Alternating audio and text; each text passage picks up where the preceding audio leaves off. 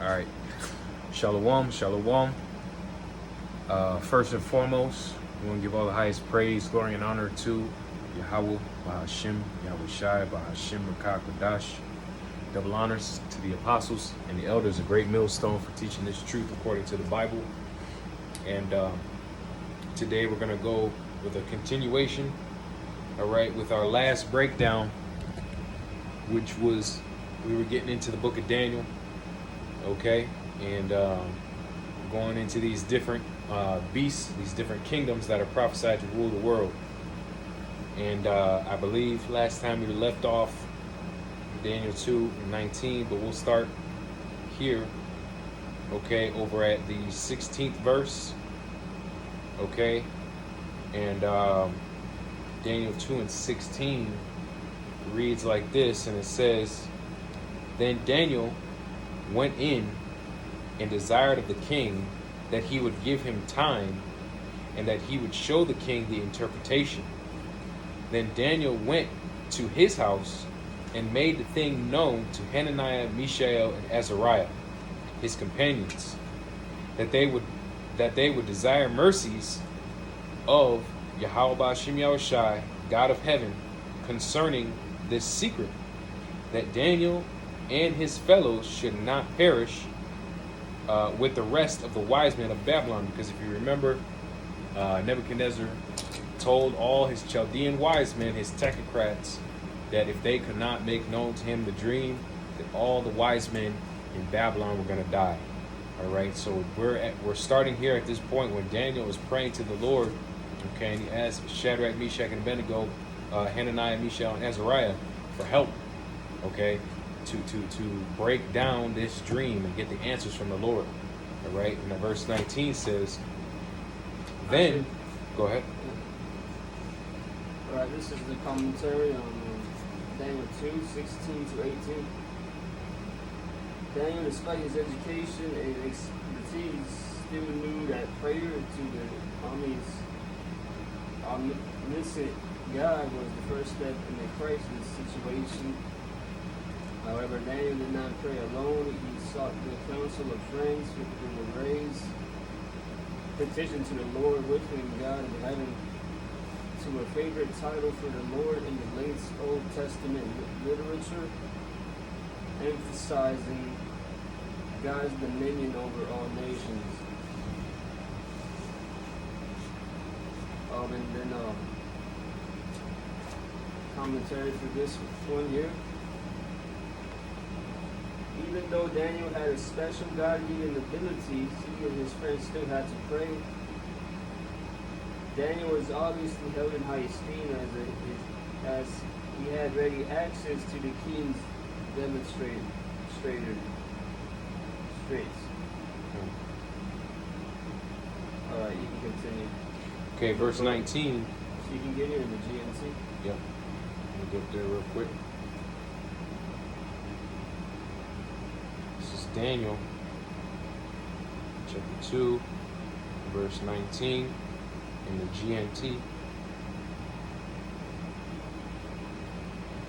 And it says, Then that same night the mystery was revealed to Daniel in a vision, and he praised the God of heaven. Okay? In the KJV it says, "Then was the secret revealed unto Daniel in a night vision. Then Daniel blessed the God of heaven." And the head title for that section, for verse 19, says, "Thanksgiving for an answered prayer." So the Lord answered the prayers of the three holy children and Daniel as well, and he gave him the interpretation of this dream. Verse 20 in GNT says, "God is wise and powerful.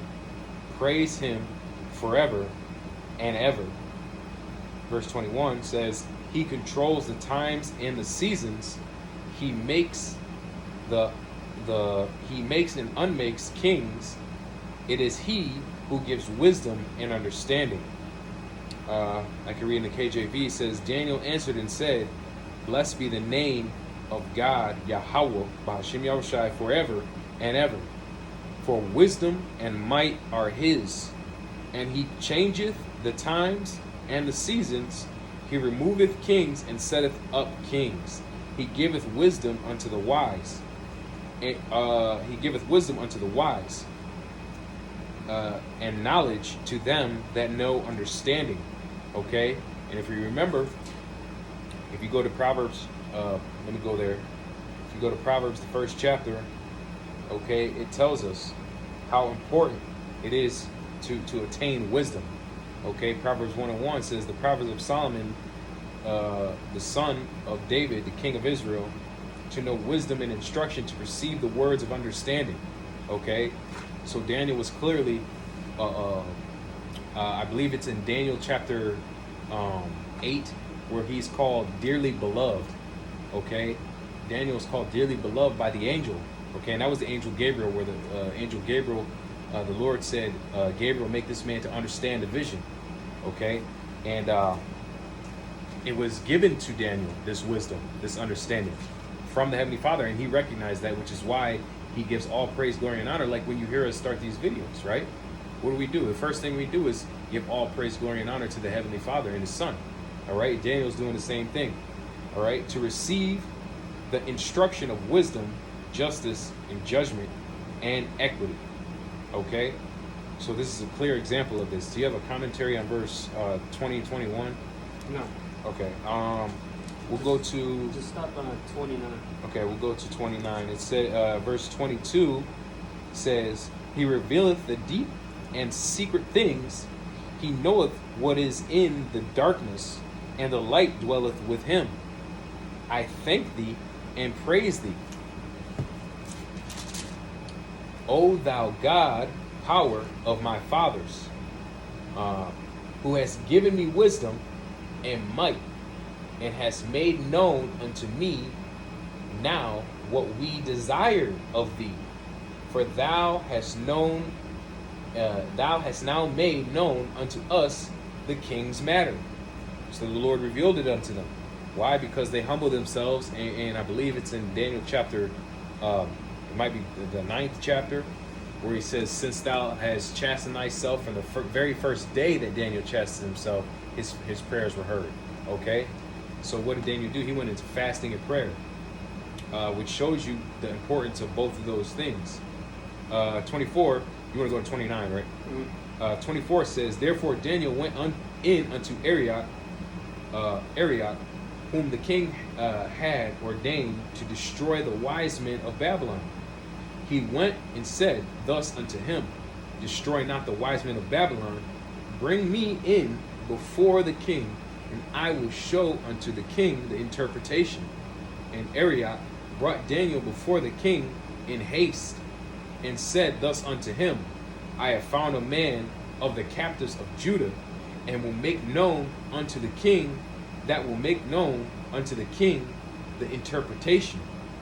The king answered and said to Daniel, whose name was Belteshazzar, art thou able to make known unto me the dream which I have seen, an interpretation thereof?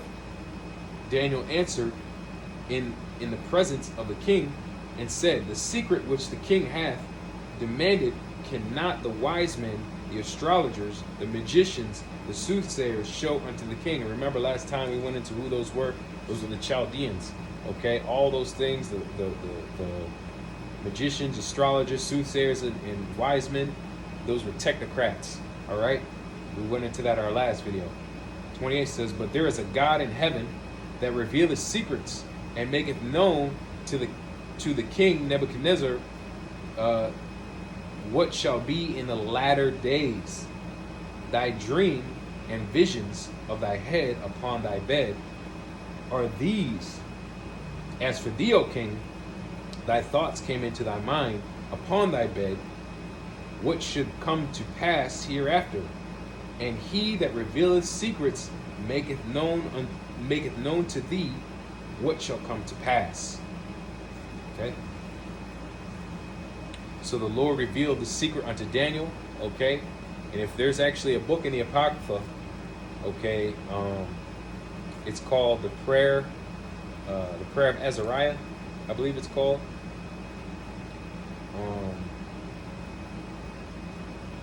Or it's called the the song of the three young men, okay, and that goes into the same. That goes into the same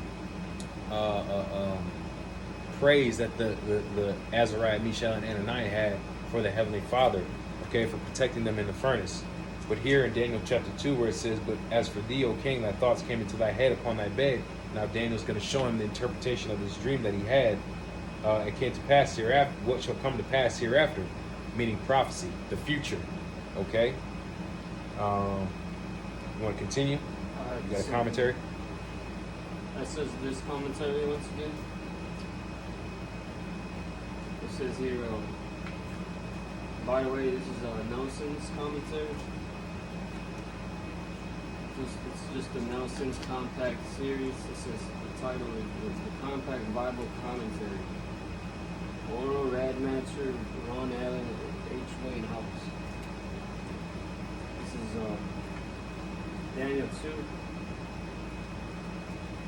19 to 20. Normally visions occurred in the daytime and dreams occurred at night.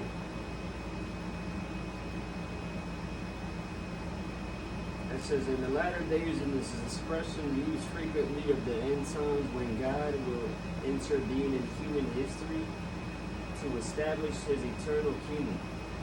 I got some precepts from Isaiah 2 and 2. You want me to read that? Yeah.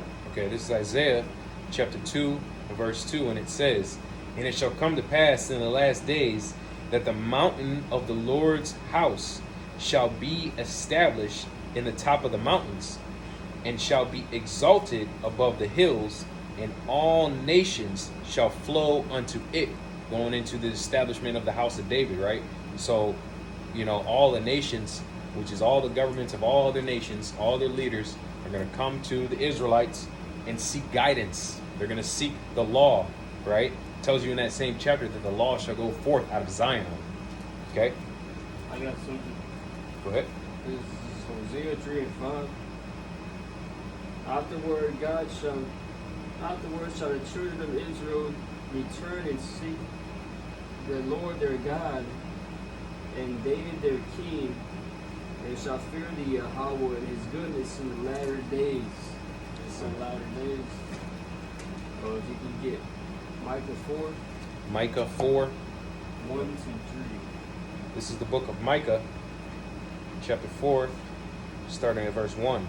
It says, "But in the last days it shall come to pass that the mountain of the house of the Lord, Yahweh, shall be established in the top of the mountains, and shall be exalted above the hills." Okay, those mountains and hills, what are those? Those are governments. Big governments, which are mountains, and small governments, which are hills. And people shall flow unto it. And many nations shall come and say, "Come, let us go to the mountain of the Lord Yahweh," which is the Israelites, okay, the house of David, "and to the house of the God of Jacob, and he will teach us of his ways, and we will walk in his paths, for the law shall go forth out of Zion, and the word from the Lord of the Lord Yahweh from Jerusalem." You want 3, right? Yeah. "And he shall judge among many people, and rebuke strong nations afar off. And they shall beat their swords into plowshares." Once again, another prophecy of there will be no more wars. "And their spears into pruning hooks. Nation shall not lift up sword against nation, neither shall they learn war anymore." And I'll just get this one here, this commentary on this giant King James Bible. Nebuchadnezzar's dream was a divinely intended prophetic view of the future. And that was the future. Oh, I got another precept to add on to that.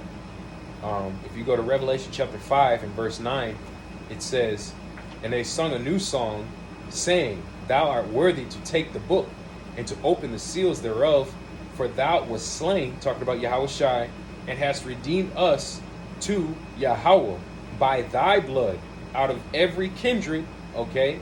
Because remember, the Israelites have been scattered, "and tongue, and people, and nation, and hast made us unto our power kings and priests.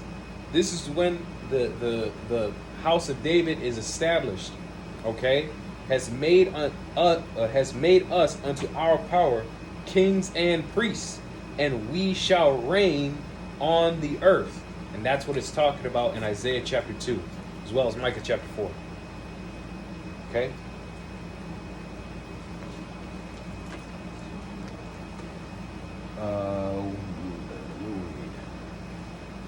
Verse 30. Yeah, I got something after that. Okay, just read 30 then. Yeah.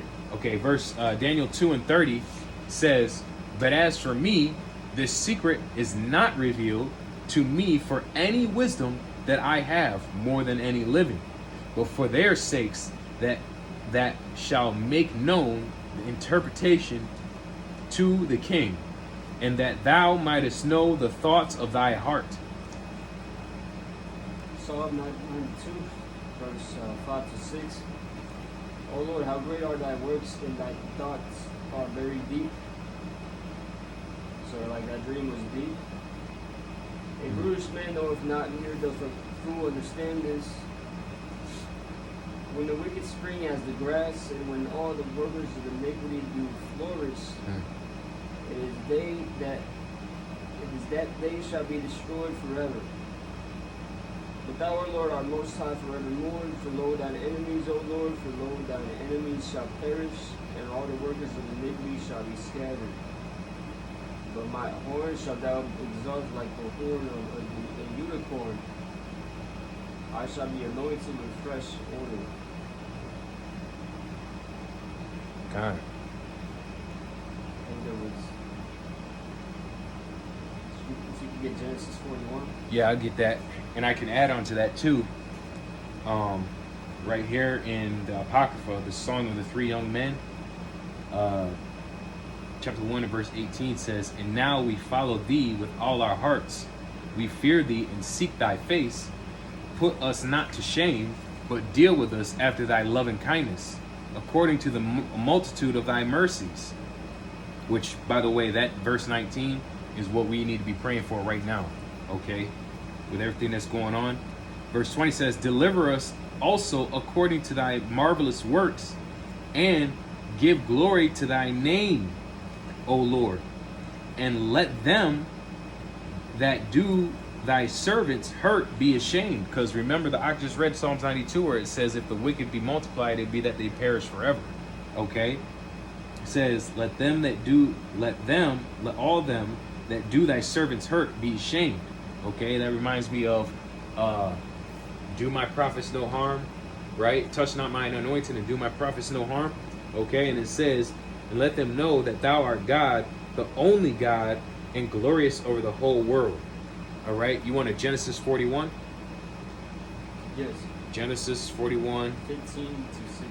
15 and 16 says, it says, "And Pharaoh said unto Joseph, I have dreamed a dream, and there is none that can interpret it. And I have heard say of thee that thou canst understand a dream to interpret it. And Joseph answered Pharaoh, saying, It is not in me. God shall give Pharaoh an answer of peace." So right there, Joseph gave the interpretation as well. Okay. This is Acts 3 and 12. "And Peter saw it, he answered unto the people, Ye men of Israel, why marvel ye at this? Or look ye so earnestly on us, as though by our own power and holiness we had made this man to walk." So Peter right there just gave the credit to the Lord.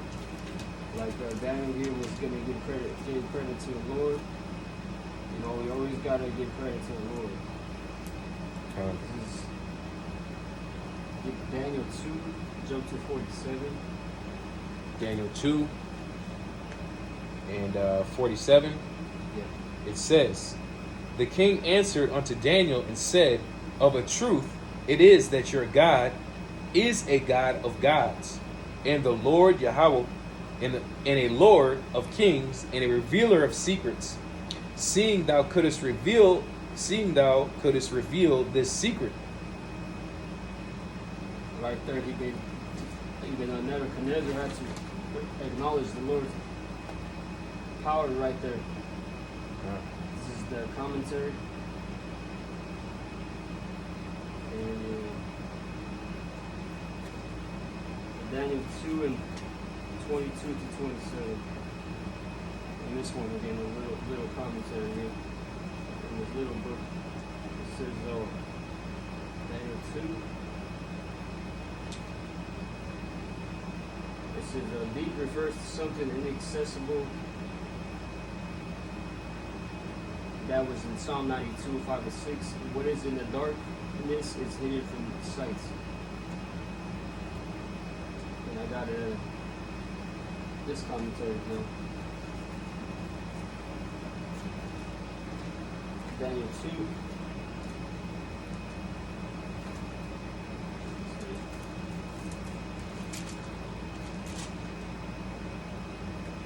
27 to 30. Daniel disclaimed any natural or magical ability, but credited the Lord with the revelation of the dream. Alright, you can continue in 31. In 31? Yeah. Okay. 31 says, Thou, O king, sawest, and behold, a great image.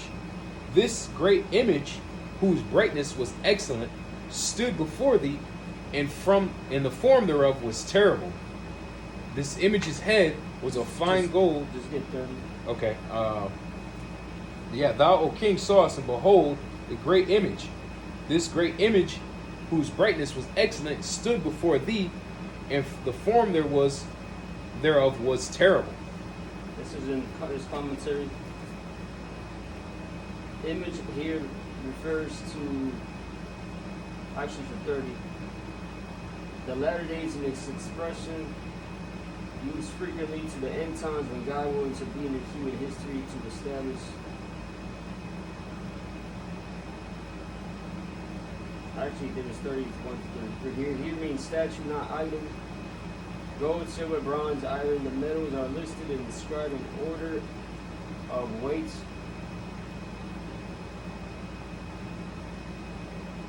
Yeah, the order of weight.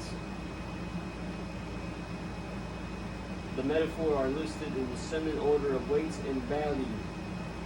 So as you get to the gold, it goes on down to the other metals, the metal alloys. Yep. All the way down to iron. It goes from more precious to lesser precious, but more strong. Yep. The metals are listed in the descending order of weights and value. The strength of the metals, however, increases from head to legs. Yes, so. Well, actually, because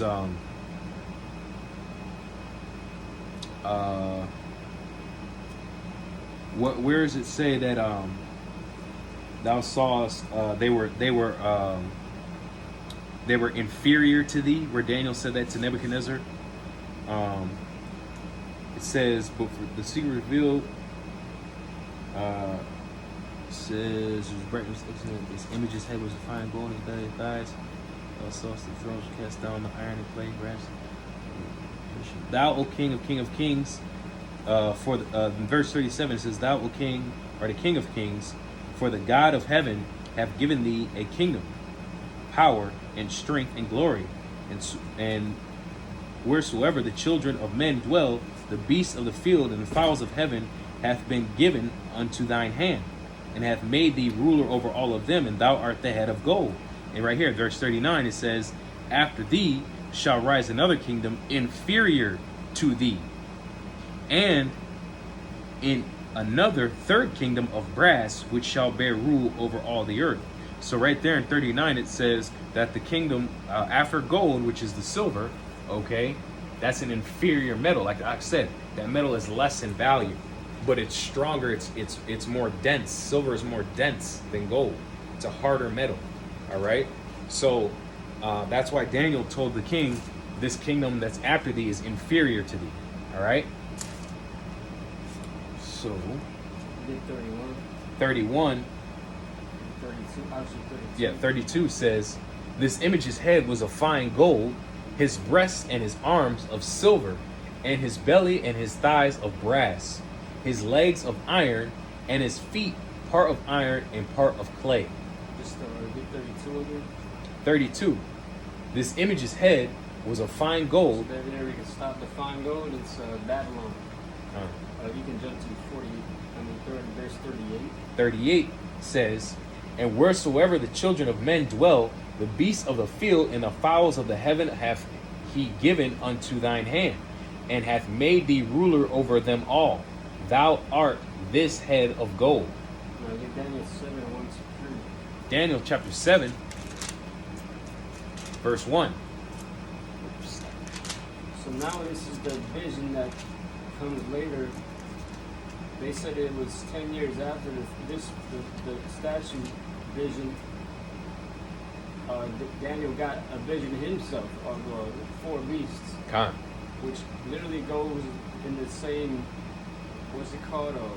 They go in the same Succession. Succession. Order.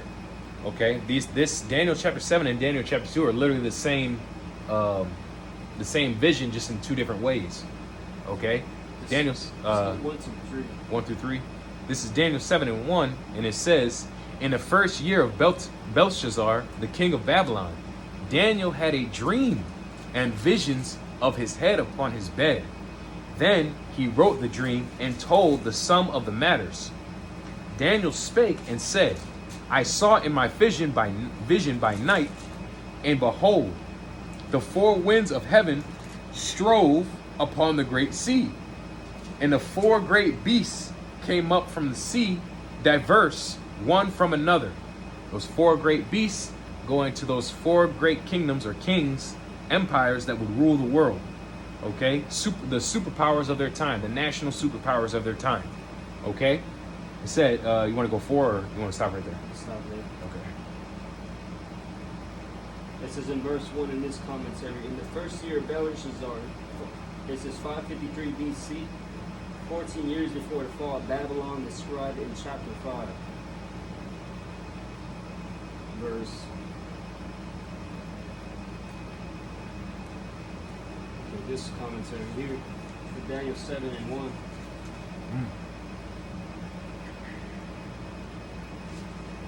It says in Daniel 7 and 1, it says, in the first year of Belshazzar, since the death of Belshazzar is reported at the end of chapter 5, the book of Daniel is clearly not in chronological order. That is true for many of the Old Testament prophets. The word dream indicates that Daniel was asleep. The word visions denotes the successive stages of what he saw in the dream. And I think that's...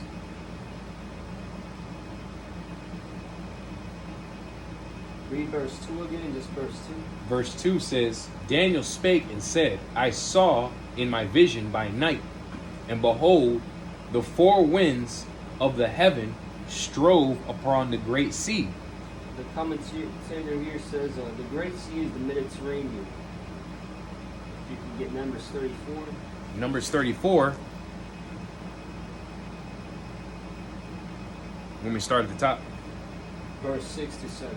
Verse 6 says, and as for the western border, ye shall even have the great sea for a border.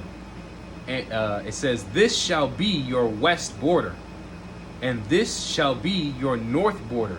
From the great sea ye shall point out, ye shall point out for Mount Hor. Yeah, the Great Sea is just the whole sea. It's not really a certain section of it. It's all the whole sea that doesn't have any land. That's what they meant. They just back then they just called it a Great Sea. Right. If you can get also Joshua 1 and 4. This is book of Joshua, chapter 1, verse 4, and it says, from the wilderness and this Lebanon even to the great river, the river Euphrates, all the land of the Hittites, and unto the great sea toward the going down of the sun. There's a great sea, once again, shall be your coast. Ezekiel 4, 7 and 10. Ezekiel chapter 4, verse 7. Therefore thou shalt set thy face toward the siege of Jerusalem, and thine arm shall be uncovered, and thou shalt prophesy against it. And behold, I will lay bands upon thee, and thou shalt not turn thee from one side to another, till thou hast ended the days of thy siege. Take thou also unto thee wheat and barley. Wait, that was just verse 10? That was 8. This is 9 right here. No, just get verse 10. Verse 10 says, and thy meat which thou shalt eat shall be by weight 20 shekels a day. From time to time shalt thou eat it. Is that Ezekiel 47? Ezekiel 47? Yeah. No, that's Ezekiel 4. Yeah, get Ezekiel 47. Oh, slack it. Ezekiel 47. Ezekiel 47 in 10. It says, and it shall come to pass that the fishers shall stand upon it from Engedi even unto Engalim. They shall be a place to spread forth nets. Their fish shall be according to their kinds, as the fish of the great sea, exceeding many. And I got this commentary here, Joshua 15 and 12.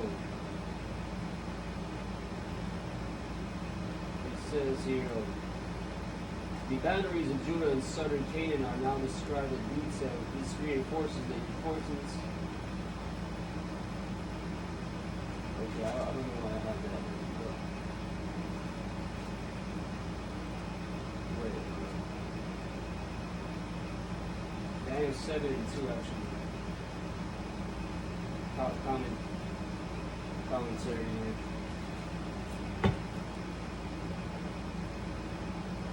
Daniel 7 and 2. It says here, four winds seems to refer to winds from every direction covering the whole earth. The Great Sea is probably a reference to the Mediterranean Sea. If you can get Joshua 15 and 12. Yep, Joshua chapter 15, verse 12 says, and the west border was to the great sea, and the coast thereof. This is the coast of the children of Judah round about according to their families. Joshua 23 and 4. Joshua chapter 23, verse 4. Behold, I have divided unto you by lot these nations that remain, to be an inheritance for your tribes from Jordan, with all the nations that I have cut off, even to the great sea westward. And go back to Ezekiel 47, but just get 19. Ezekiel 47 and 19. It says, and the south side southward, from Tamar even to the waters of strife in Kadesh, the river to the great sea, and this is the south side southward. Isaiah 57 and 20. But Isaiah chapter 57 and verse 20, it says, but the wicked are like the troubled sea, when it cannot rest, whose waters cast up mire and dirt. Revelation 17, 15. Revelation chapter 17, verse 15. It says, and he saith unto me, the waters which thou sawest, where the horse sitteth, are peoples, multitudes, and nations, and tongues. Now you can go back to Daniel 7, just get verse 3. Okay, we'll go back to Daniel chapter 7 and verse 3. And four great beasts came up from the sea, diverse one from another. Okay, because remember in Revelation 17, that sea is peoples. So we're getting the different kingdoms that come from different peoples. Remember, Daniel went down to those metal alloys that were diverse one from another. Okay, lesser in value as you go down, but more in density and hardness. All right. Go here.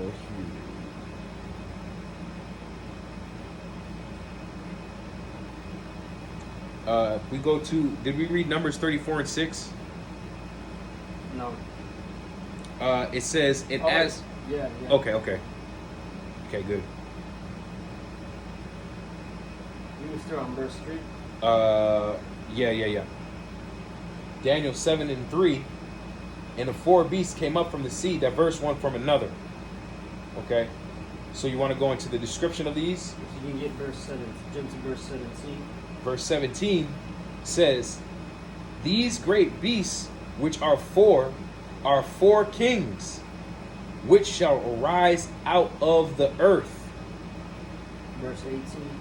It says, but the saints of the Most High shall take the kingdom and possess the kingdom forever, even forever and ever. And then jump to 23.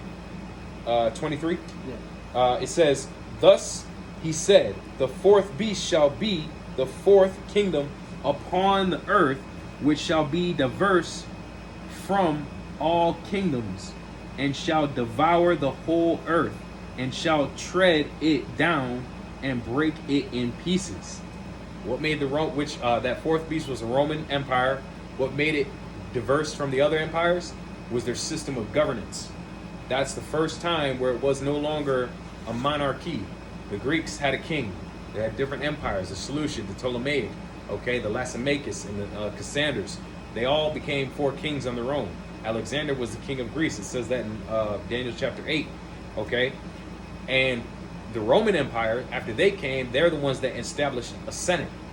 They established a republic. They established an emperor that was voted in by the Senate, okay? Which is why America is likened unto that revival of the Roman Empire, okay, through the Renaissance, which Renaissance means rebirth. Rebirth of what? Rebirth of the classics. The classics is the Greco-Roman way of life, okay? We got a commentary here. Go ahead. In Daniel 7 and 3, the four great beasts represents four kings or kingdoms, verse 17. The beasts seen here in Daniel's dream are parallel to the sections of the image seen in Nebuchadnezzar's dream in chapter 2. Now I got this commentary here. Daniel 7 and 3. Four beasts representing the rulers of the four world empires previously described in Nebuchadnezzar's dream in chapter 2. Okay. Now get Daniel 7 verse 4. Verse 4 says, the first was like a lion and had eagle's wings. I beheld till the wings thereof were plucked, and it was lifted up from the earth and made stand upon the feet as a man, and a man's heart was given to it. Okay, that beast that it was describing was the Assyrian deity named Lamassu. Okay, that was an Assyrian deity. I think we went into the last time. That was for the protection against evil spirits and their enemies. That beast standing up represents the Chaldean breakaway. Okay, the Chaldean breakaway of the Assyrian Empire and becoming the Babylonian Empire. Okay, rising to their height. All right, and it says a man's heart was given to it, which a man's heart is known for wisdom as opposed to a beast. And the Chaldeans were known for being technocrats and being wise men. Wise men, like we just read in Daniel chapter 2, the wise men, the soothsayers, the sorcerers, okay, those were wise men. So that beast breaking away from the Assyrian Empire, okay, turned into the Babylonian Empire, which was known for its wisdom. Okay, the daughter of the Chaldees. All right. I got a commentary for Go ahead. Daniel 7 and 4. It says, like a lion, eagle's wings, both symbols of strength and speed, respectively, were used of Babylon. See Jeremiah. If you can get Jeremiah 4, 7. Yep. This is Jeremiah chapter 4 and verse 7. And it says, the lion is come up from his thicket. The destroyer of the Gentiles is on his way. He is gone forth from his place to make thy land desolate, and thy cities shall be laid waste without inhabitant. That was how Babylon was, its military was, its strength. Okay. Jump to verse, in the same chapter, jump to verse 13. Verse 13 says, behold, he shall come up as clouds, and his chariot shall be as a whirlwind. His horses are swifter than eagles. Woe unto us, for we are spoiled. And this is Deuteronomy 28:49. It says here, the Lord will bring against you a nation from the ends of the earth, a nation whose tongue you do not know. They will swoop down on you like an eagle. And so that was a curse that we would happen back with Babylon coming in. Okay. If you can get 2 Samuel 1:23. This is 2 Samuel chapter 1 verse 23. And it reads, Saul and Jonathan were lovely and pleasant in their lives, and in their death they were not divided. They were swifter than eagles, they were stronger than lions. Jeremiah 48 and 40. Jeremiah chapter 48 and verse 40, you said? Yeah. In verse 40, it says, for thus saith the Lord, behold, he shall fly as an eagle, and shall spread his wings over Moab. Ezekiel 17 and 3. Ezekiel chapter 17, verse 3. It says, and say, thus saith the Lord Yahweh power, a great eagle with great wings, long-winged, full of feathers, which had diverse colors, came unto Lebanon and took the highest branch of the cedar. Habakkuk 1 and 8. Habakkuk chapter 1 verse 8. Their horses also are swifter than the leopards, and are more fierce than evening wolves. And their horsemen shall spread themselves, and their horsemen shall spread themselves, and their horsemen shall come from far. They shall fly as the eagle that hasteth to eat. Now I got a commentary here on Daniel. Daniel 7 and 4. The lion represents Babylon and its most famous king, Nebuchadnezzar. The lion symbolizes the strength and power of the kingdom. The wings symbolize the swiftness of his victories. And the standing up as a man represents the humanitarian character of Nebuchadnezzar in the latter years. The winged lion was the national symbol of Babylon in the days of Nebuchadnezzar. I got another one here. Isaiah 31 and 1. Woe to them that go down to Egypt for health, and stay on horses, and trust in chariots, because they are many, and in horsemen, because they are very strong. But they look not unto the Holy One of Israel, neither seek the Lord. Okay, going into the trusting in the strength of this American empire. We do, America has the strongest military in the world as of right now. Okay, but there's people that trust in the system as a whole.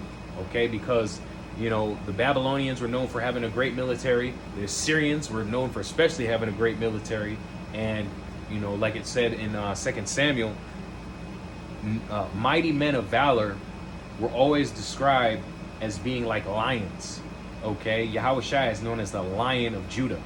Okay, in 2 Samuel chapter 2 Samuel the 23rd chapter, actually I can get it. It says that I believe it was Benaiah that slew 2 lion-like men of Moab. All right, we'll go to 2 Samuel chapter 23.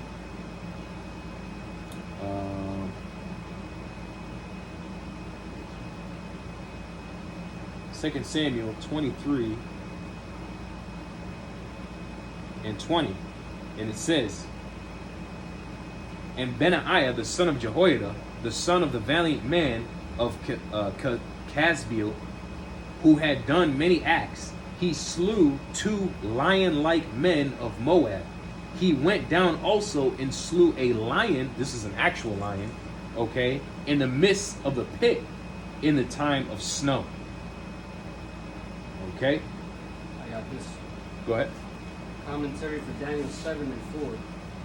Flying eagle's wings, it is commonly recognized that these 2 animals are the king of the beasts and the king of the birds, respectively. A fitting description for Nebuchadnezzar and the Babylonian Empire. Did we get Jeremiah 49:19? Jeremiah 49, I believe we read that, but I'll get it again. Jeremiah 49, verse 19, and it says, behold, he shall come up like a lion from the swelling of Jordan against the habitation of the strong. But I will suddenly make him run away from her, and who is a chosen man that I may appoint over her. For who is like me, and who will appoint me the time? And who is that shepherd that will stand before me? Chapter 22. 22, behold, he shall come up and fly as the eagle, and spread his wings over Basra. And that day shall the heart of the mighty men of Edom be as the heart of the woman in her pangs. That reminds me to go back to Jeremiah 30 and 6. Okay? And Isaiah 63 and 1. Right? Showing you that the return of the Lord, which hasn't happened yet, which is about to happen, the Edomites still have to be in power. There's a reason why he's talking about these Edomites right here. And I have another one right here going into the eagle. If you go to Deuteronomy 28 and 49, okay, what does it say? It says, the Lord Yahweh shall bring a nation against thee from afar, from the end of the earth, as swift as the eagle flieth, a nation whose tongue thou shalt not understand. Okay, what is the eagle a representation of? A bird of prey. As a matter of fact, it's a representation of the most powerful, most feared bird of prey. The eagle is. Okay, that's why the national bird of these Edomites is the eagle.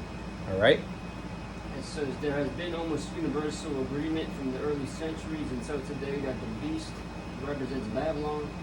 It is also agreed that the visions of chapter 7 and that of chapter 2 speak of the same 4 kingdoms. Plucked off is a reference to Nebuchadnezzar's humiliation. If you can get Daniel 4. Daniel chapter 4. Verse 16. Verse 16. Just 16. Okay. And it says, let his heart be changed from man's, and let a beast's heart be given unto him, and let 7 times pass over him. Okay, this is that curse that was put on. This was that curse that was put on Nebuchadnezzar. Okay, for being proud. All right, the Lord literally. I think there's an actual scientific name for that, where when somebody actually goes into a beast-like mind state and they actually act like an animal. The Lord actually did that to Nebuchadnezzar, and as a matter of fact, just to add on to that, if you go to, because I was going to bring this up later, if you go to Job, the 30th chapter, okay, the 30th chapter, that same curse that was put on Nebuchadnezzar was put on the Edomites as a nation, okay? Maybe not to that extent, but they were actually lowered, and their mental capacity was actually brought down, all right, by the Lord. Job 30 and 5 says, they were driven forth from among men. They cried after them as after a thief. They were kicked out of society after the Roman Empire fell. To dwell in the cliffs, in the valleys, in the caves of the earth, and in the rocks. Among the bushes they brayed. Okay, and it says under the nettles they were gathered together. What is that word for braid? That word braid, okay, it's nahak, I believe, nahak. It means to bray, to cry out. So they're making noises, okay, to bray. Let me get a definition.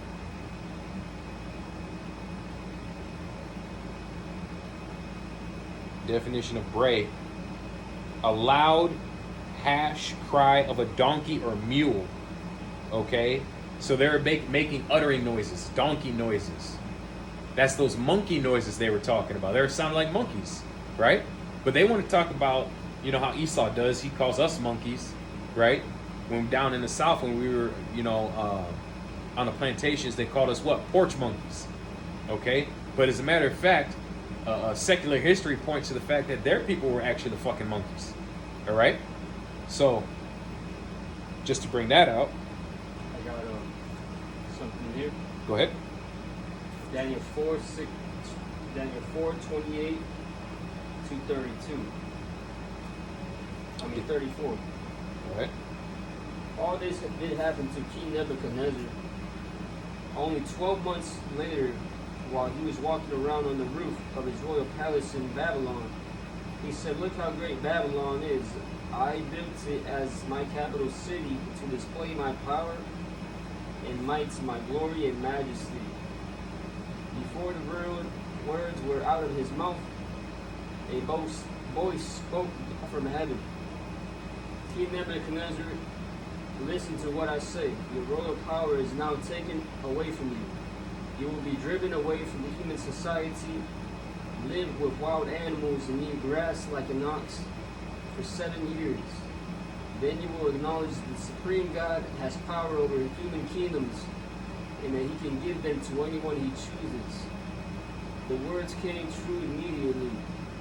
Nebuchadnezzar was driven out of human society and ate grass like an ox. The dew fell on his body, and his hair grew as long as eagle feathers, and his nails as long as bird claws. 34. When the 7 years had passed, said the king, I looked up at the sky, and my sanity returned. I praised the Supreme God and gave honor and glory to the one who lives forever. He will rule forever, and his kingdom will last for all time. So that's probably why you don't hear about Nebuchadnezzar in the secular history, because they wouldn't have wanted them to know about him being a wild man for seven years like that. And that's also why you don't learn about the Dark Ages in school. Okay, when you get to that point in history after the Roman Empire, they skip to the Renaissance. They skip 1,000 years in history. You don't learn about that history in school. Why? Because Esau, Edom was in that same estate. They were peasants, serfs. Okay, which goes back to that last name Bauer, which their last name, that family's last name, the word Bauer means peasant, and that family's last name was changed to Rothschild later on after the Renaissance. I have a bit more. Go ahead. He looks on the people of the earth as nothing. The angels in heaven and people on earth are under his control. No one can oppose his will or question what he does. When my sanity returned, my honor, my majesty, and the glory of my kingdom was given back to me. My officials and my noblemen welcomed me, and I was given back my royal power with even greater honor than before. And now I, Nebuchadnezzar, praise, honor, and glorify the King of heaven. Everything he does is right and just, and he can humble anyone who acts proudly. There you go. I got something to add to that too. Could you read what was that, Daniel 4:28? The one I just read? Yeah. Read 28 one more time. Because I got something that I can add to that, because what's going on in that same verse is exactly what's going on today with Donald Trump. Okay, if anybody knows Donald Trump, okay, if anybody knows Donald Trump, people know that what does he do? He talks a lot of shit.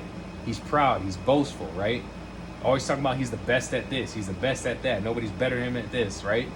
Was that Daniel 4:28? That was 37. It says on Okay. down. Everything he does is right and just, and he can humble anyone who acts proudly. What does 28 say? It just says, all this did happen to King Nebuchadnezzar. Yep. Okay. So let's listen. I got something. I'll play this real quick. It's like 1 minute. All right. Just listen to what this sounds like.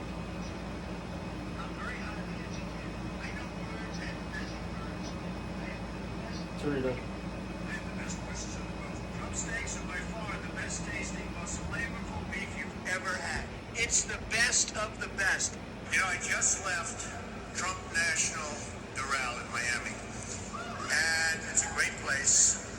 I just spent $250 million rebuilding it, making it the best resort in the country. Even the really dishonest press says Trump's people are the most incredible. When it comes to great steaks, I've just raised the stakes. Trump steaks are the world's greatest steaks, and I mean that in every sense of the word. And as a gift, Trump steaks are the best you can give.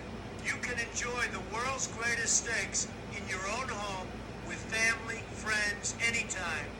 I understand steaks. It's my favorite food, and these are the best. I'm the The best. thing they most want, you know what? One of the top 10 things, anything Trump. You believe it? My apartments, my ties, they love me. They love me.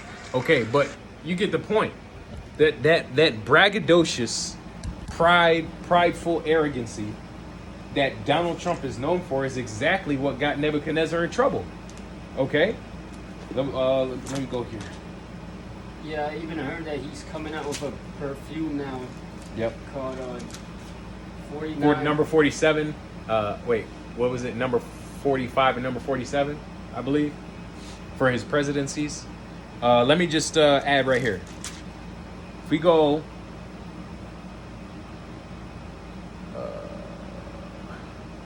Daniel 4:30. The king spake and said, "Is this not great Babylon that I have built for the house of the kingdom, for the house of the kingdom by the might of my power, for the honor of my majesty." Okay, so that same braggadociousness, man, that's Nebuchadnezzar right there. The way he was talking, all right, and what happened to him immediately right after this, man. He was brought down to the level of an ox, all right. So, you know, what's about to happen now in America is there's going to be a great humbling. There's going to be a great humbling that's going to come to the proud, okay? That's why the Lord calls Esau, "O thou most proud," okay? Great pride cometh before a fall, okay? We can continue, but I just wanted to add that. In Genesis, about Ishmael, how Ishmael was a wild man, Yep. and how Ishmael was going to become a great people. So that really happened when Nebuchadnezzar came. You can get Daniel 2:32. Daniel chapter 2 and verse 32. And it says, "This image's head was of fine gold, and his breasts and his arms of silver, his belly and his thighs of brass, his legs of iron, and his feet part of iron and part of clay." It says there, right there, his arms of silver. Mm-hmm. That's the Medo-Persians. If you jump to 39. 39 says, "And after thee shall arise another kingdom inferior to thee, and another third kingdom of brass." Just stop there. Yep. And I'll get Daniel 5, 1 to 2. Daniel chapter 5,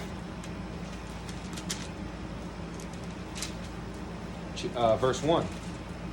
Belshazzar the king made a great feast to 1,000 of his lords, and drank wine before the 1,000. And Belshazzar, whilst he tasted the wine, commanded to bring the golden and silver vessels which his father Nebuchadnezzar had taken out of the temple, which was in Jerusalem. That the king and his princes and his wife, or the king, his princes, his wives, and his concubines might drink therein. Then they brought the golden vessels that were taken out of the temple, of the house of God. No, I just wanted 1 to 2. Okay. It says in the commentary, Belshazzar, until recently, this king was unknown except for mention in this chapter, but contemporary records have been discovered that reports that Nabonidus, the last king of Babylon, entrusted the kingship to his son, Belshazzar, until he retired to Arabia. Nebuchadnezzar died in 562 BC and was succeeded by his son Amalek Marduk, evil Marduk. In Jeremiah 52:31, if you can get that. Yep. This is Jeremiah. Jeremiah 52 and 1. 31. 31. Jeremiah 52 and 31. And it says, and it came to pass in the 7 and 30th year of the captivity of Jehoiakim, the king of Judah, in the 12th month, in the 25th day of the month, that basically Christmas, in the day of the month that the evil Merodach, king of Babylon, in the first year of his reign, lifted up the head of Jehoiachin, king of Judah, and brought him forth out of prison. It says he in turn was murdered by his brother-in-law, the Nergal-Sharezer, in Jeremiah 39:3, if you can get that. Jeremiah 39 and 3. It says, and all the princes of the king of Babylon came in and sat in the middle gate, even Nergal-Shazer, Shamgar-Nebo, Sarachim, Rabdaris, Rabsaris, Nergal-Shazer, Rabmag, with the residue of the princes of the king of Babylon. You can jump to 13. 13 says, so Nebuzaradan, the captain of the guard, sent, and Shaban, Rabsaris, and Negar-Shelzir, Rabmag, and all the king of Babylon's princes. It says, who was enthroned in August 560 BC. He in turn was succeeded in 556 by his son Belshazzar Marduk, who was assassinated that same year by a group that included Nabonidus, who was king from 556 to 539 BC. Now, let me see here.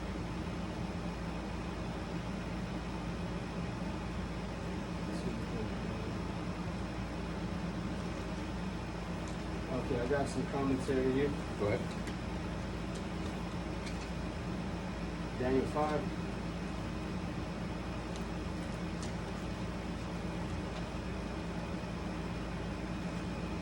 Verse 1 to 2. Belshazzar is called the king and the son of Nebuchadnezzar. Verse 22. Other ancient records, however, seem to dispute both facts. If you can get Daniel 5, verse 22. 22? Yeah. Daniel 5 and 22 says, and thou his son, O Belshazzar, hast not humbled thine heart, though thou knowest all this. These records indicate that Belshazzar was the son of Nabonidus, the last king of Babylon. Two possible explanations can reconcile these differing accounts. Number 1, Belshazzar served as vice-regent during his father's frequent absences from the capital. Thus, he would have been in charge when Nebuchadnezzar's insanity began. Belshazzar was the grandson of Nebuchadnezzar, hence the term father in verse 2 indicates that Nebuchadnezzar was an ancestor of Belshazzar. Let me see here. I'm going to get this commentary on this one in Daniel 5 in this black Bible here. It says for Daniel 5 verse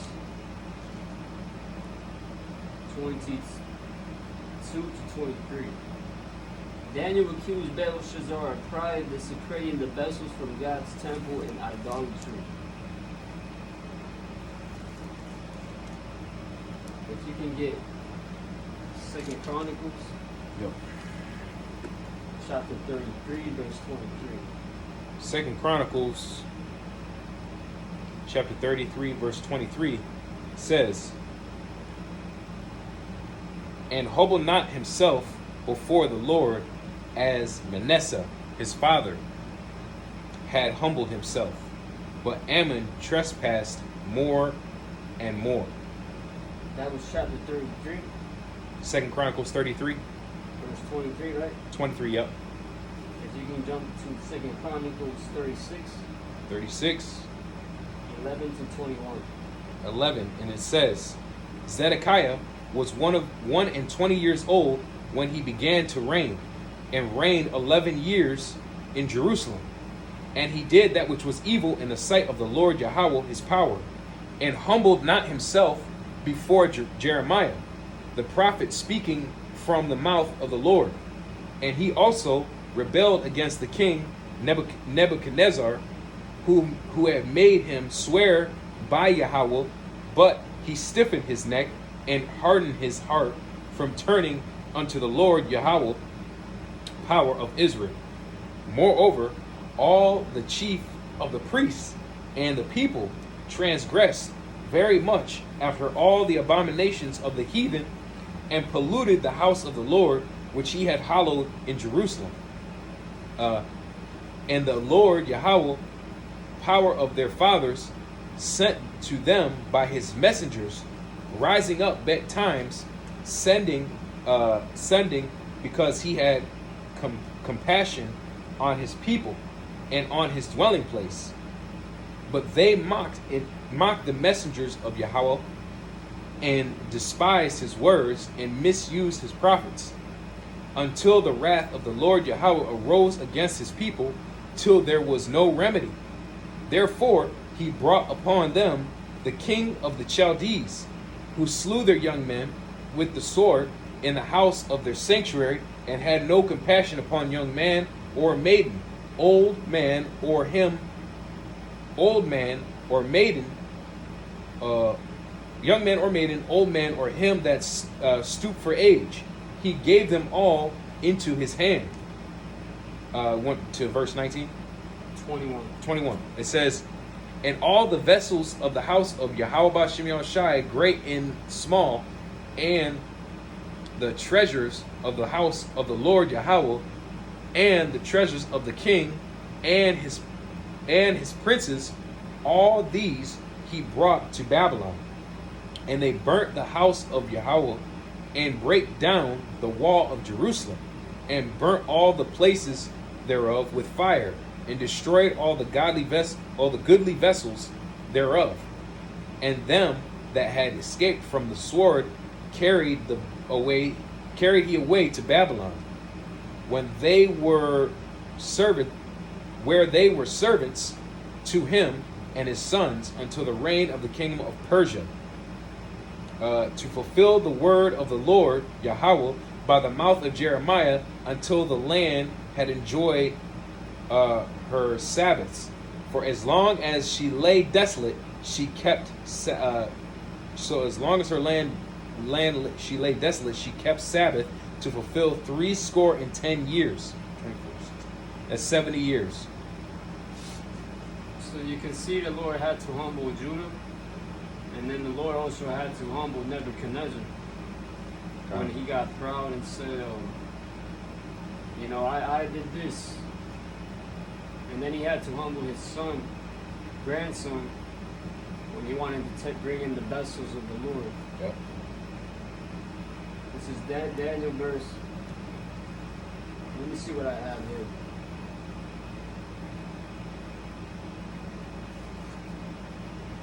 All right, this is the bigger King James Bible here, study Bible, commentary for Daniel 5, verse 1. The years between Nebuchadnezzar and Belshazzar total only 10, but are filled with murder, intrigue, conspiracy after political decline. Nebuchadnezzar was succeeded by his son Evil Merodach.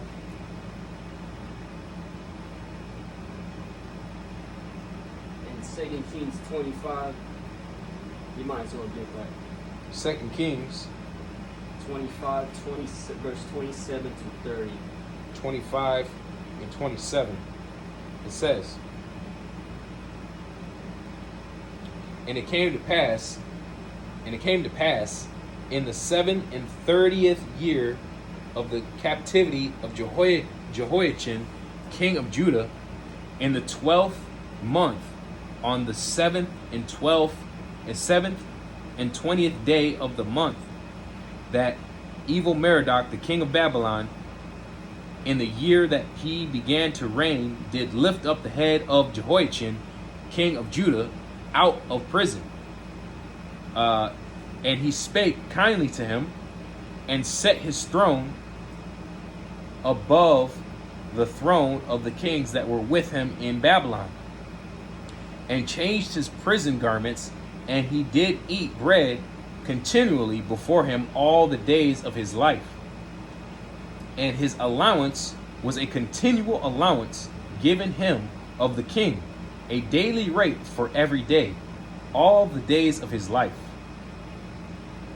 It says here, if you can get Jeremiah 52. Jeremiah 50 and 52. 52, just get verse 31 to 34. Jeremiah 52 Yeah, and 31. to 34. Okay. Jeremiah 52 and 31.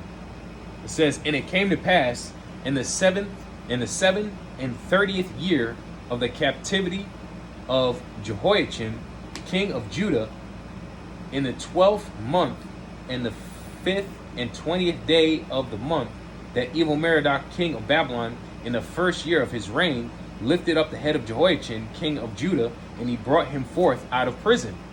And he spake kindly unto him, and set his throne above the throne of the kings that were with him in Babylon. And changed his prison garments, and he did continually eat bread before him all the days of his life. And for his diet there was a continual diet given him of the king of Babylon, every day a portion until the day of his death, all the days of his life. This is in this commentary here about this in 2 Kings 25, 27. The smaller one here, commentary, it says, Evil Merodach succeeded Nebuchadnezzar and reigned a short time, from 561 to 560 BC. Tablets from the reign of Nabonidus, 555 to 539 BC, record the daily rations of Jehoiachin, who is called Joachim, king of the land of Yahu, Judah. Verse 28 to 30, spoke kindly, so this is archaeology to prove that this, you can link all the way back to the time of the Daniel account of these accounts. Verse 28 to 30, spoke kindly. Evil Merodach's kindness toward Jehoiachin brings the book of Kings to an end on the ray of hope. Exile is the end. Exile is the end leader of Israel, nor of the Davidic line. So this was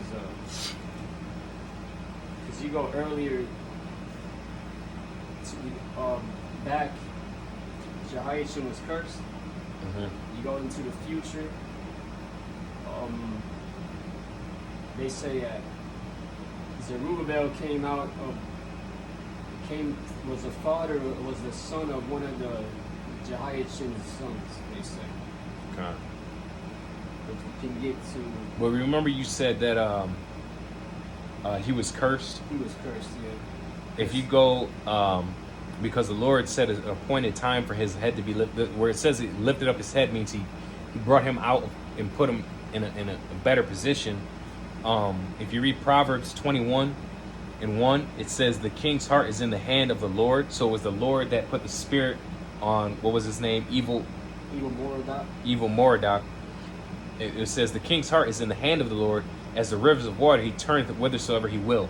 So it was basically an appointed time for Jehoiachin to come out of that estate and basically kind of, how would you say it? He kind of lightened the load on him until the day he died, right? So the Lord basically kind of eased up on Jehoiachin at the end, you know. It says here that you had some. No, that was it. I just wanted to bring that up. If you can get 2 Samuel 9:7. 2 Samuel 9:7 says, and David said unto him, fear not, for I will surely show thee kindness for Jonathan thy father's sake, and will restore thee all the land of Saul thy father, and thou shalt eat bread at my table continually. Yes, I had something here. In Daniel 5 again, verse.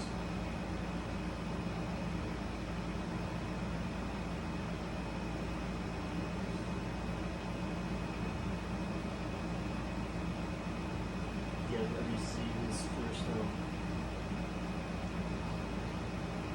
Daniel 5:1. Verse 22.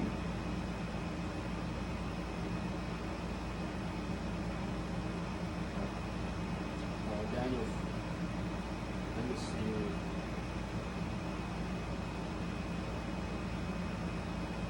In Daniel, yeah, let's just jump to Genesis 40. Genesis 40 13. and 13 says, and it says, yet within 3 days shall Pharaoh lift up thine head and restore thee unto thy place, and thou shalt deliver Pharaoh's cup unto his hand after the former manner when thou wast his butler. Jump to 20. Verse 20, and it came to pass the 3rd day, which was Pharaoh's birthday, that he made a feast unto all his servants, and he lifted up the head of the chief butler and of the chief baker among his servants. If you can jump to Genesis 41. 41, 14 to 16. 14 says, then Pharaoh sent and called Joseph, and they brought him hastily out of the dungeon, and he shaved himself, and changed his raiment, and came in unto Pharaoh. And Pharaoh said unto Joseph, I have dreamed a dream, and there is none that can interpret it. And I have heard say of thee that thou canst understand a dream and interpret it. And Joseph answered Pharaoh, saying, it is not in me. Yahweh shall give Pharaoh an answer of peace. And then jump to Jeremiah 39. Jeremiah 39, Verse 3. 3. And it says, and all the princes of the king of Babylon came in and sat in the middle of the gate, even Nergal-Shazir, Sem-Garnebo, Sar-Sechin, Rabsaris, Nergal-Shazir, Rab-Mag, with all the residue of the princes of the king of Babylon. Jump to, what verse was that? That was 3. Oh, jump to 13. 13 says, so Nebuzaradan, the captain of the guard, sent Nebuchadnezzar, Rabsaris, and Nergal-Shazir, Rab-Mag, and all the kings all the king of Babylon's princes. Okay, it says here, we're going back to even more, Doc. He reigned only 2 years, from 562 to 560 BC, when he was murdered by his brother-in-law, Nergal-Sharezer, called Nergal-Sharezer, in Jeremiah 39, 3 to 13, if the brother is right. Nergal-Sharezer. After a brief reign from 559 to 556 BC. And this one reads, it pronounces his name a bit different. Nerig-Lissar died, leaving the kingdom in the hands of his son Labashar Marduk. The latter lasted only 2 months before being killed by an assassin and succeeded by Nabonidus. Nabonidus, who was probably the son-in-law of Nebuchadnezzar, reigned for some 16 years, from 555 to 539 BC. Although he left the kingdom in the hands of his son Belshazzar for much of the time, 553 to 539 BC, Nabonidus was able to restore a measure of glory to Babylon. Belshazzar ruled as king during the last years of Babylon. It is not evident until the end of the chapter, but while Belshazzar was feasting in revelry, the city was surrounded by the Persian army. Going back to the silver. Yep. Belshazzar considered the city unassailable because of its massive walls, and therefore felt confident to hold a banquet in the face of military threat. So just like America today, they feel like their walls are impenetrable. So they ain't trying to. They're in the spirit of Belshazzar. They want to be in revelry 24/7. They don't know that Yahushua is going to come in like Darius the Mede did, and assassinate them in the night. But if you can jump to Daniel 5:25 to 32. Daniel 5 and 25 says, "And this is the writing that was written, Mene Mene Tekel Upharsin, or in the NLT it says Parazin. Okay, and it says, this is the interpretation of the thing. Mene, God hath numbered thy kingdom and finished it. Tekel, thou art weighed in the balances and found wanting. Perez, thy kingdom is divided and given to the Medes and the Persians." Are you in what verse are you going? That was 28. Jump to third. I'll go all the way. Keep going to 32. Then commanded Belshazzar, and they clothed Daniel with scarlet, and put a chain of gold about his neck, and made a proclamation concerning him, that he should be the third ruler in the kingdom. Then it says, in that night was Belshazzar, the king of the Chaldeans, slain, and Darius the Median took the kingdom, being about 62 years old, so 62. It says here, this is the Study Bible King James commentary. It says, "Many comes from a bird meaning to number. Tekel comes from a bird meaning to weigh. Parson comes from a bird meaning to divide. The U before parson is simply the word for end. So it says a parson and weigh. It says many means to number, you've been numbered. Tekel, you've been weighed. Parson means divided, but the U in front of it just means end. Like the Y in the wall in Hebrew means end. Con. The U here meant end. And I got something to add to that too. If you go that same message that Daniel gave to Nebuchadnezzar, no, that's not Nebuchadnezzar. That same message that Daniel gave to Belshazzar, okay, is exactly why. Let me read this. Revelation chapter 11 and 11. And after 3 days and a half, the spirit of life from Yahweh entered into them, and they stood upon their feet, and great fear fell upon them which saw them. And that great fear is coming unto these Edomites, okay? The elites of these Edomites that see the Israelites waking back up. Can you imagine the fear that Belshazzar felt when he knew that his kingdom was about to be ended? Now, these elites of Edom, they see us basically giving them the same message. You've been weighed in the balances and found wanting. Your kingdom is going to be given unto the Israelites now, to Yahweh Shai, really. Okay, that's why Revelation 11 and 11 is coming to pass right now.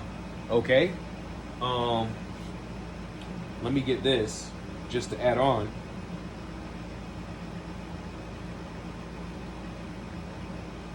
This is Ecclesiasticus, the book of Sirach, chapter 10 and verse 8. And it says, because of unrighteous dealings, injuries, and riches got by deceit, the kingdom is translated from one people to another. That's called a translation, or a wealth transfer, a rulership transfer, authority transfer.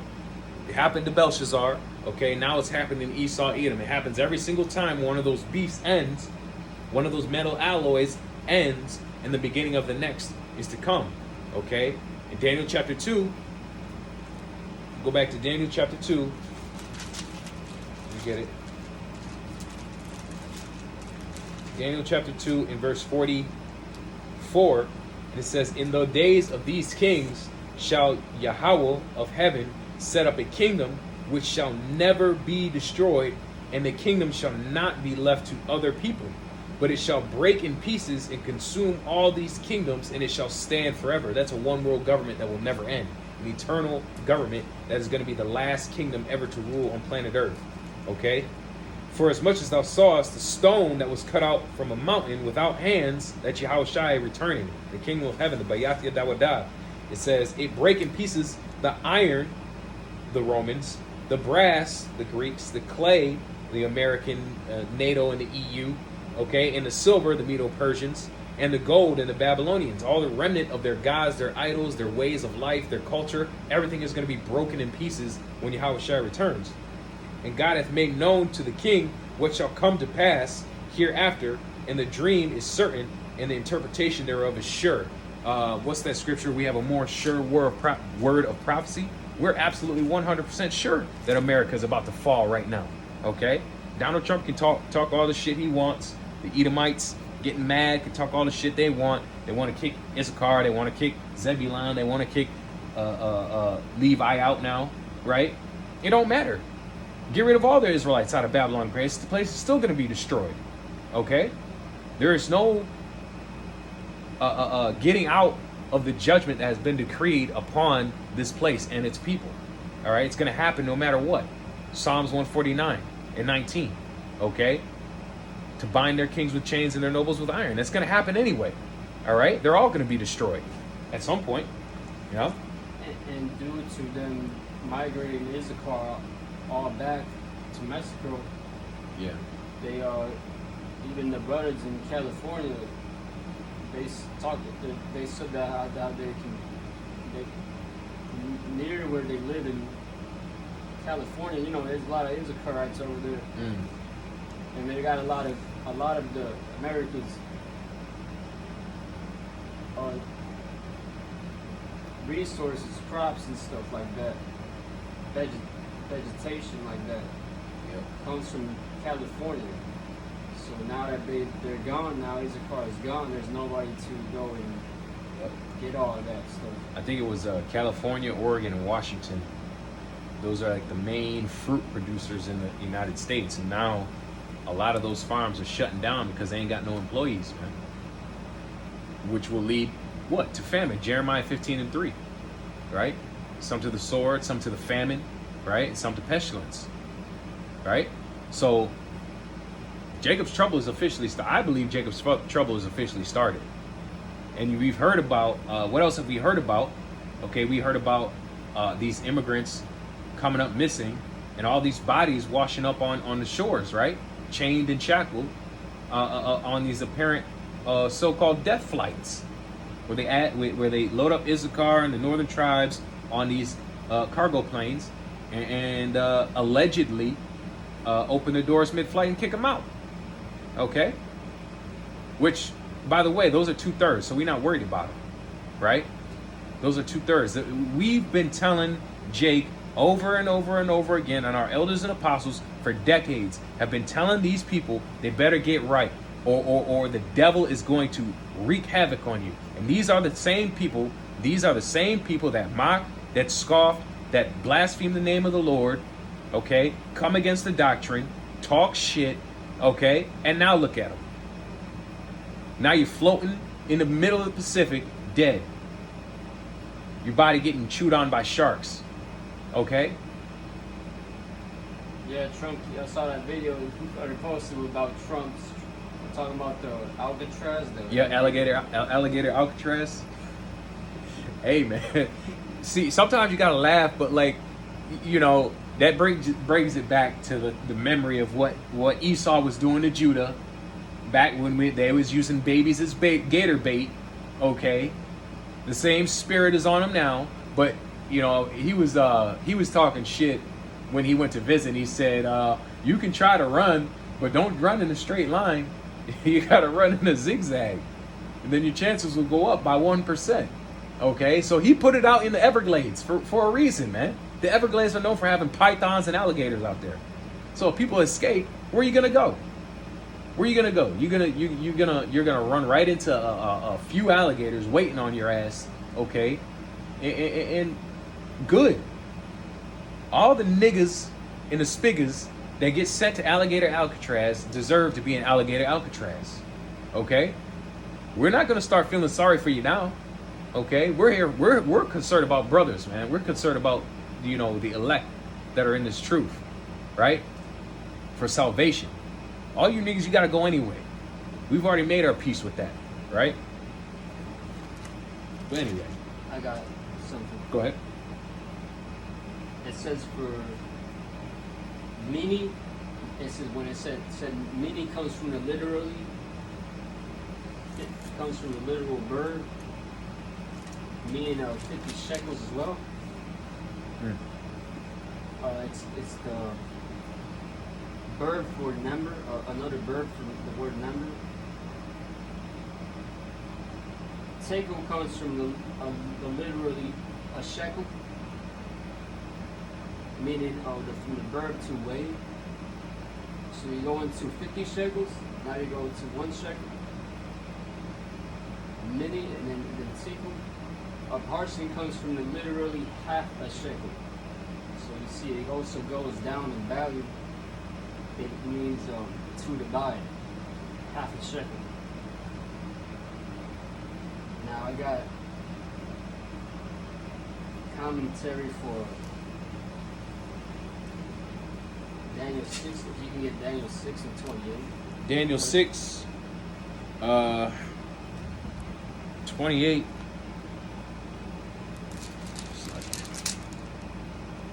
Daniel 6 and 28 says, so this Daniel prospered in the reign of Darius and in the reign of Cyrus the Persian. That was all? Yep. Okay, this is commentary and analysis. It says in Daniel 5, verse 25 to 28. Many means number. The repetition is for emphasis. God has numbered the days of Belshazzar's kingdom. Its time was up. Tekel means weighed. God had weighed Belshazzar, and the king did not measure up to God's standard of righteousness. A parson, the plural, means of Perez. In verse 28 means divided. That very night, in verse 30, Babylon would be divided and defeated by the Medes and Persians. And I got 29 to 30. That very night was October the 12th, 539 BC. Babylon fell to the Persian army. Verse 31. Darius the Median is mentioned by name only in the book of Daniel. What the brother just got Daniel 6 and 1. If you can get Daniel 6 and 9. Daniel 6 and 9 says, Wherefore King Darius signed the writing and the decree. Let's see, Daniel 9 and 1. Daniel 9 and 1 says, In the first year of Darius, the son of Ahasuerus, the seed of the Medes, which was made king over the realm of the Chaldeans, in the first year of his reign, I Daniel understood by books the number of the years whereof the word of the Lord came to Jeremiah the prophet, that he would accomplish 70 years in the desolations of Jerusalem. It says here, he is not the famous Darius the first Hystaspes, because Darius the first was not a Mede, and he lived too late, from 522 to 486 BC. To be a contemporary of Daniel, there are two principal suggestions as to the identity of Darius the Mede. Number one, he was Cyrus the king of Persia. However, it's unlikely that Cyrus would be called a Mede, since he was in fact a Persian. Number two, he was Gabar-yah-ahla, a governor appointed by Cyrus. Both Daniel and ancient literary sources indicate that a certain official, Darius the Mede, and Daniel, Gabar-yah-ahla, in Persian texts, took over immediately in Babylon until Cyrus appointed his own son Cambyses as vice regent around 538 BC. This figure is most likely identified with Darius. Why he is called Darius is uncertain, though ancient rulers often took other names for themselves. So there's some of that. I got something to add. All right. Daniel 8:3 says, Then I lifted up mine eyes and saw, and behold, there stood before the river a ram which had two horns, and the two horns were high. One was higher than the other. Okay, those two horns. Okay, these animals are likened unto the kingdoms. The other nations are likened unto beasts. This is one of the kingdoms. This is the Medo-Persian Empire. Okay, the chest and arms of silver. It says the two horns were high, but one was higher than the other, and the higher came up last. That's the Persians. Okay, so remember, Darius was first. Darius, the Mede, was the first king of the Median Empire. All right, and it says, and I saw the ram pushing westward and northward and southward, so that no beasts, right, the other nations, might stand before him. Neither was there any that could deliver out of his hand, but he did according to his will, and became great. That goes into the spreading of the Medo-Persian Empire. Okay, but to add to that,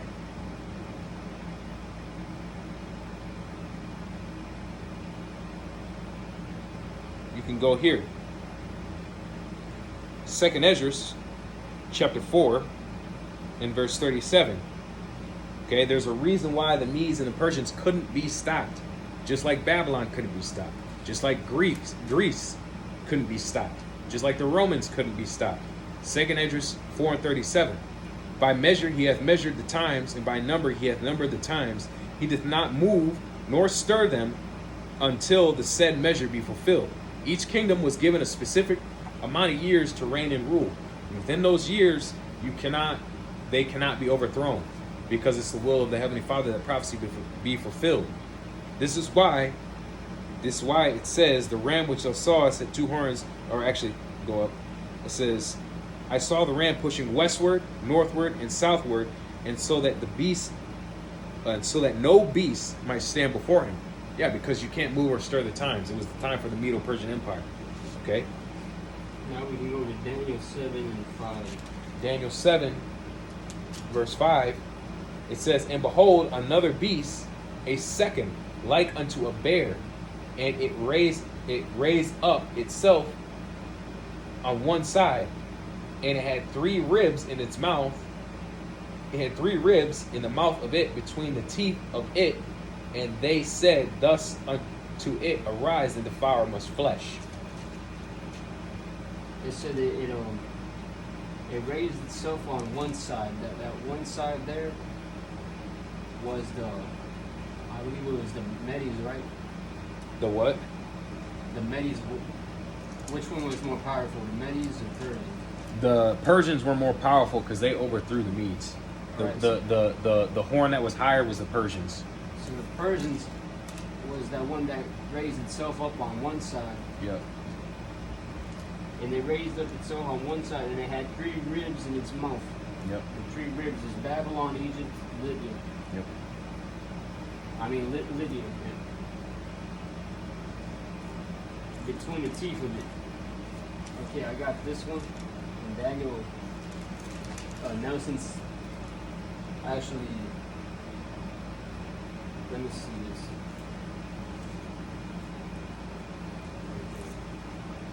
King James Bible commentary on Daniel 7 and 5.